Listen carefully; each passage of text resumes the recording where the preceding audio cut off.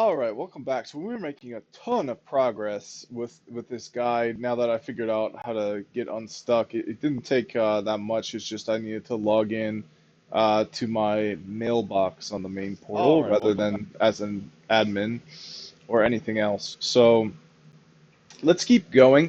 I'm probably now at the point where I can actually set up an AI lab and run and go back to the Hugging Face courses and use my own home lab for inference. I might be there already, but I mean I was always there. Like I could have just set it up locally on my computer as well, but I was worried I would like crash my computer if I did that, so probably not the best way to do it. Um, so yeah, the next section, let's get the email set up.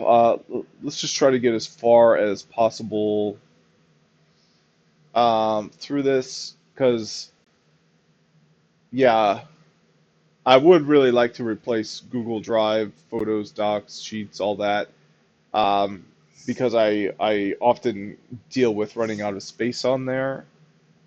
Um, all right, so self-managed email with MailCow and Postmark. Up to this point, we we have only set up MailCow for contacts and calendar syncing. This is as far as you should go. Self-managed email is not for the faint of heart. If you are a beginner, do not pass go, do not collect $200, and skip on to the next section. So I am not a beginner. If choosing to do self-managed email is like most of my relationship decisions. Number one, just because you can doesn't mean you should. Number two, it's messy, complicated, high maintenance. Number three, you'll regret it later. That being said, if you wish to continue, why do I need SMTP relay? You need an SMTP relay if you want people to actually see your email. No man is an island, and none of your mail is going to go anywhere without an SMTP relay. Gmail, etc. Everyone will LOL at you if they see you sending email from your home email server.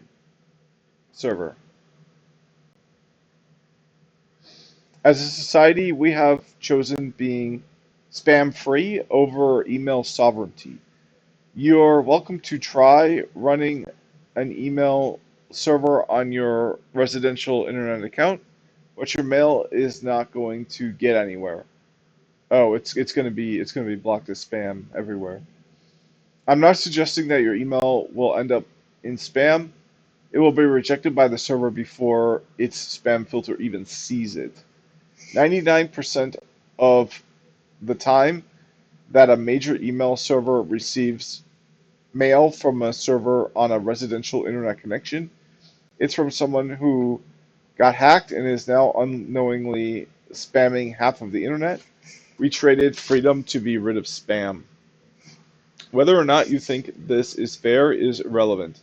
It's how the world is. If you want your email to make it to most of your intended recipients, you need an SMTP relay. SMTP relay sends your name, not your name, sends your mail through Postmark's trusted server. Using Postmark, iCloud/Gmail will let your mail through rather than assuming some schmuck running Windows IP Service Pack 1 with his banking password post-it noted to his monitor is part of a spam botnet. Think of it like doing business in New York City. You paying a troll toll for the ability to send mail. But Postmark are nice people, so you'll enjoy it. I hope they don't cancel my services on account of me comparing them to New York City government. I'm sorry, Postmark, that was uncalled for. So he's got a link there. Let's take a look. Oh, It's a Looking in the account at a glance, this collection case ID that you gave me doesn't match your account at all, and in fact, we're showing that you have no balance. So the mailing address that we have on file is P.O. Box 842, Berwick, Maine. Is that the correct address? No, I've never lived in Maine. I've been to Maine once in my life.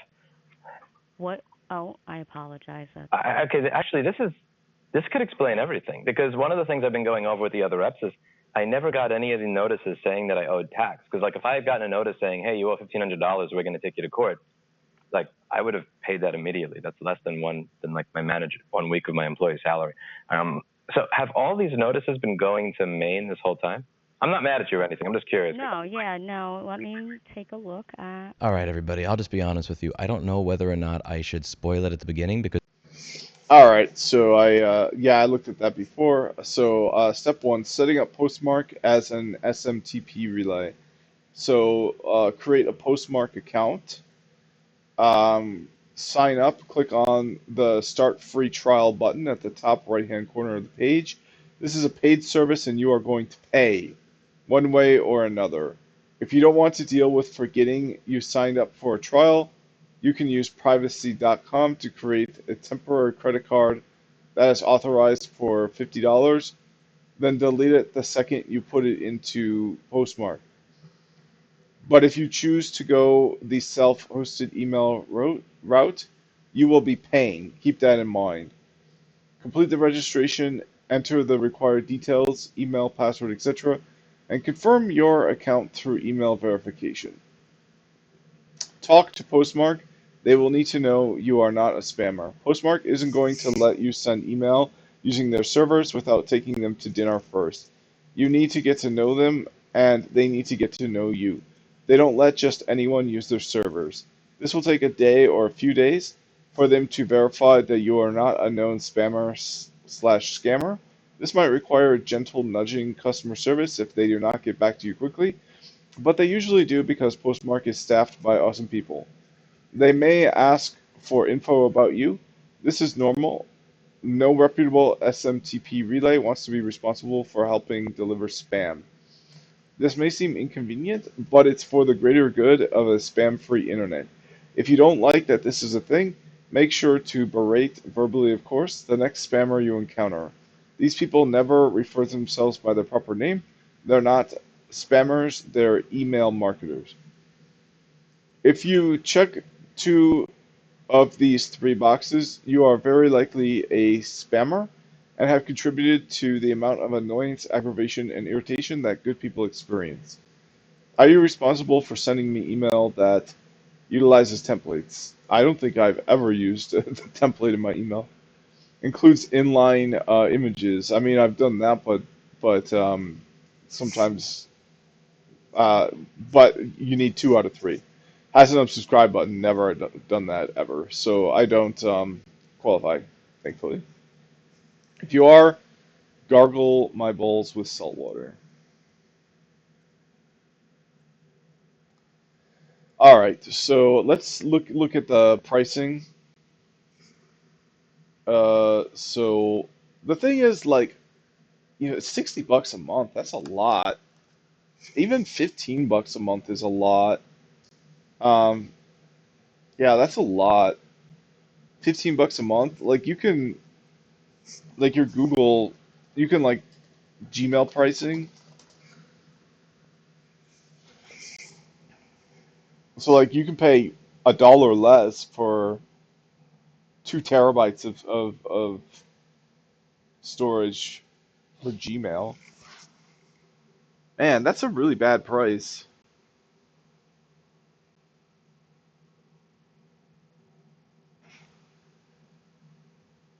How many emails do you send and receive each month? Let's see, 5 or 6. Huh.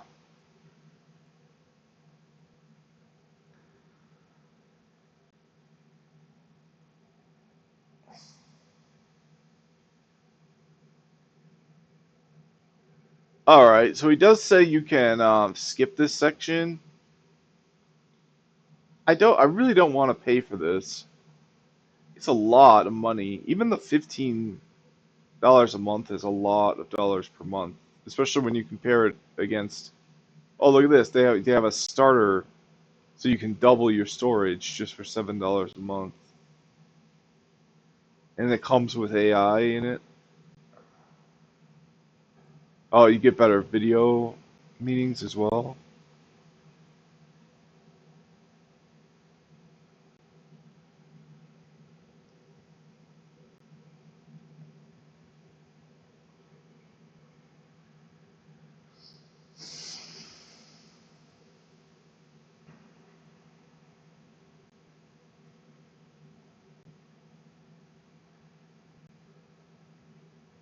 Oh, my mouse stopped working. That's happened sometimes.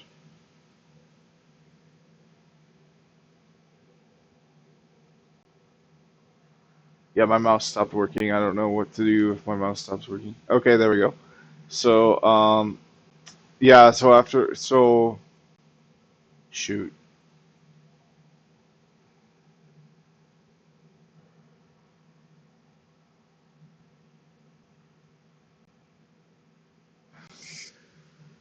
So yeah, so you can help,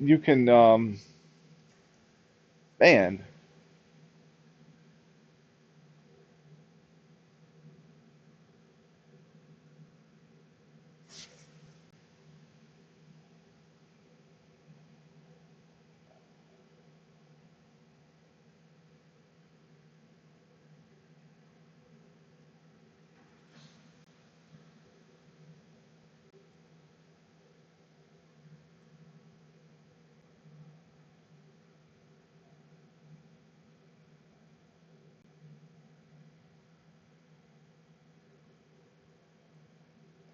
All right, so they want you to pay, and then go to servers, create server, and then, and.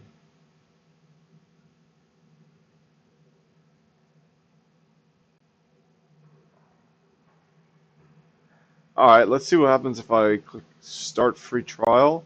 Although it is, my mouse has trouble. My mouse is not working again.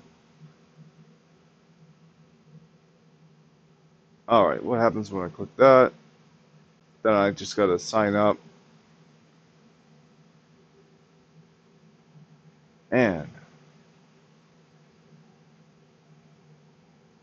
I really don't want to pay for email when I can just use Gmail for free.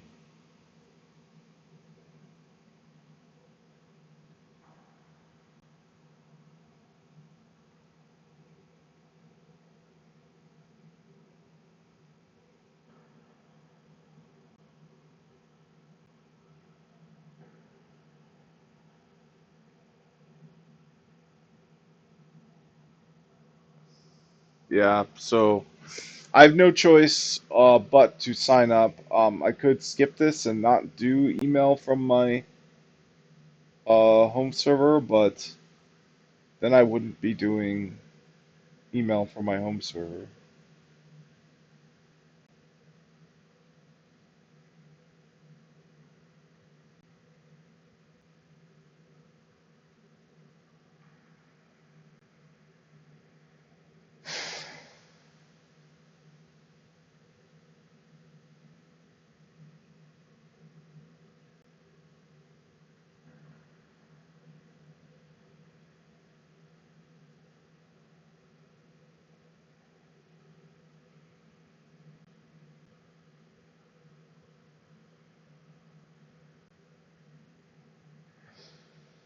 Yeah, so he says this is as far as you should go. Self-managed email is not for the faint of heart. If you're a beginner, do not go. Do not collect $200. Skip on to the next section. So let's see what the next section is. The next section is Home Assistant to control your air conditioners and full smart home control. I guess the big thing I want is to replace Google Drive, Photos, Docs, Sheets, and all that. That's the main thing I want.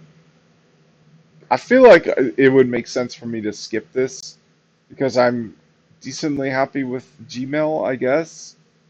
It would be nice to have more space. Um, Man, I don't know. Let me pause and think a little bit.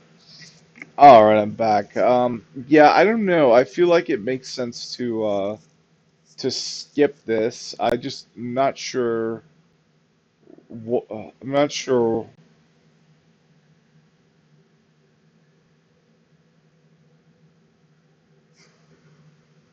Yeah, I'm not sure if I need this.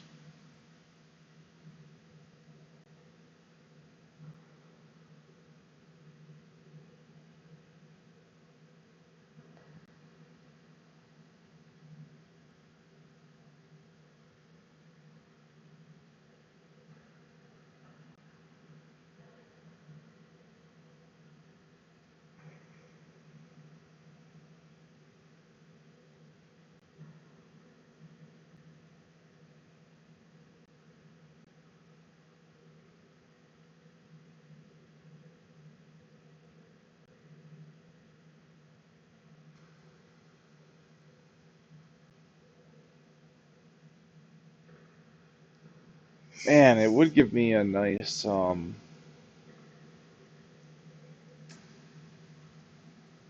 would give me my own domain and everything though. I'd have to pay. Pay, pay, pay. That's what that's what it means to do anything. You have to pay to breathe even. People charge like breathwork classes.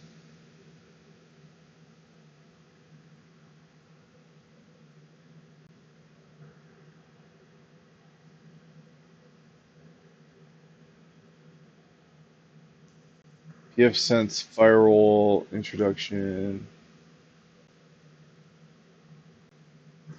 And this is a long section.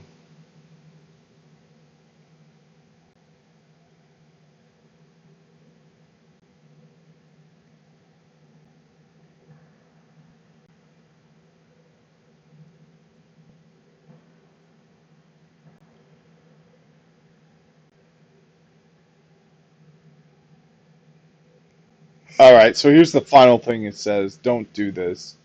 Warning, self-hosting email is a high-maintenance, complicated task. Just because you can do it doesn't mean you should. It's a decision you might regret later. So there you have it. I think I'm not going to do it. He's telling you not to do it. It's going to cost a fair bit of money. It'll cost $15 a month, which might seem like pretty good pricing, but for that amount, you can upgrade your Gmail usage, and it would be a much better value. So, um, solo developers and smaller teams, 10,000 emails per month. Let's talk to ChatGPT a little bit. Hey, how you doing today? Hey, how's it going?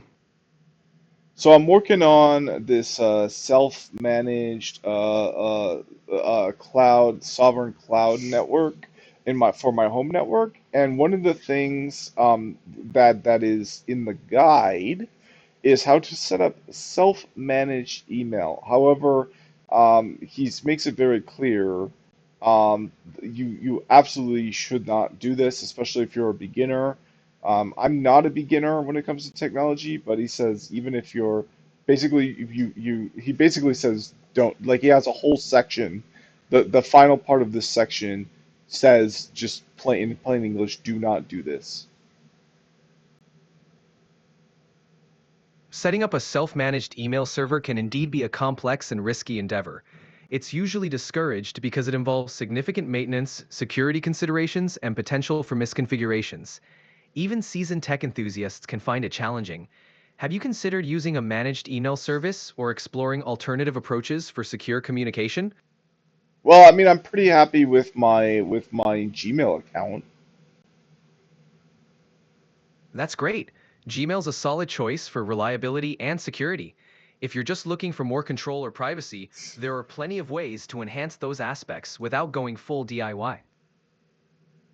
Yeah, I mean, I see like there's a $15 per month. So he has you go through postmarkapp.com to get a SMTP relay. Postmark's a good option for reliable email delivery. If you're comfortable with a bit of tech setup, using an SMTP relay through a service like that can give you more control over your outgoing emails. It's a step between fully self-hosted and completely managed solutions. Yeah, but I just, he's saying not to do it. It's going to be $15 a month, which is quite a bit. It says that I get 10,000 emails per month. What does that mean? How many? And then it says I'm charged extra if I get more than 10,000 emails per month. Every thousand more emails I get per month, I get charged nearly $2 for. So I could see some spammer, sending me millions of emails, making me bankrupt. The 10,000 emails per month typically refers to the number of emails you can send out using their service. If you exceed that limit, you'd pay an extra fee for each additional 1,000 emails sent. As for incoming spam, most reputable services have strong filters to block it, so you shouldn't worry too much about that. Oh, that's good to hear. Is it stronger than the Gmail filters? It depends on the service and its specific filtering algorithms. Gmail's filters are pretty robust, but dedicated email services like Postmark often have additional tools and controls which can sometimes be more customizable for specific needs. The other thing I'm noticing is for the basic plan, which is the one I would consider the pro, is $60 a month, which is just very, very high. It says send and receive, and it's a comparison table against basic, pro, and platform mode. And the inbound email option is unchecked. So does that mean if I buy the basic version for $15 a month, I won't have the ability to receive emails? Yes, that's correct. The basic plan typically allows you to only send emails, not receive them. If you need both sending and receiving capabilities, you'd have to go for a plan that includes inbound email, like the Pro. Okay, so this is basically like only for like big businesses that like send out like do not reply sort of emails. Exactly. It's geared more towards businesses or developers who need a reliable service for sending bulk emails, like newsletters or transactional emails. For personal use or small scale projects, there are more affordable options that include both sending and receiving. Like what? If you're looking for a balance of affordability and functionality, services like Proton Mail or Zoho Mail might be worth exploring. They offer sending and receiving with some free or low cost plans.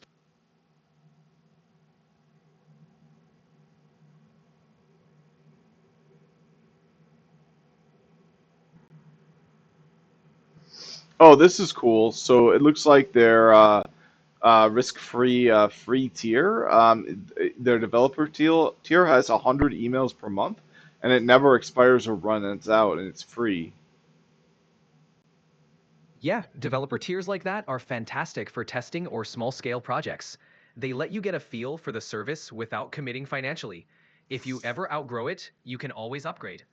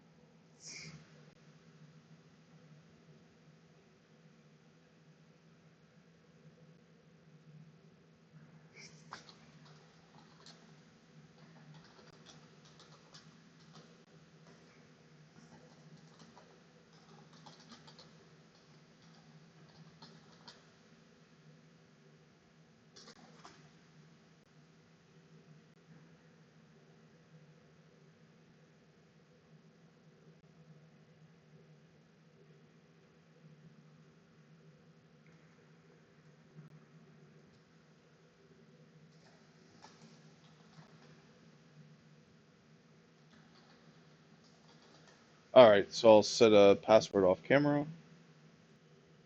All right, so I'm back. So unfortunately, the chickenkiller.com domain falls within the same purview as Gmail and Yahoo. So here's the link to explaining why you can't use either of those.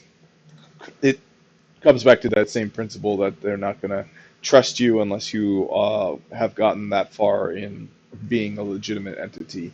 You should have your own domain by now if you're looking to set up email. So you shouldn't be using a free domain service. You shouldn't be using something throwaway and temporary. You should have gone through the process of establishing a domain for your business and setting up all your contacts for your business. So he says very clearly not to do this. So I think I'm not going to do it. It makes no sense to do it. You got to pay to do it. So I'm going to end the video here and then come back and we'll work on the Home Assistant stuff. Makes sense. It's always good to evaluate what's best for your needs. If you need any help with the Home Assistant setup, I'm here. All right, so that's it for this video. And when I come back, we'll move on to the Home Assistant stuff. And that will be that pretty much. Now the other thing, so we have the mail server. We do have the ability to manage contacts and calendar stuff, even though I just use Gmail and the contacts there and find that to be adequate. But what I want to do is have like an AI lab, even if it's with just a dinky GPU that can barely do anything. But yeah, for now this is completely done. So that's it for this video. Thanks for watching and see you in the next one.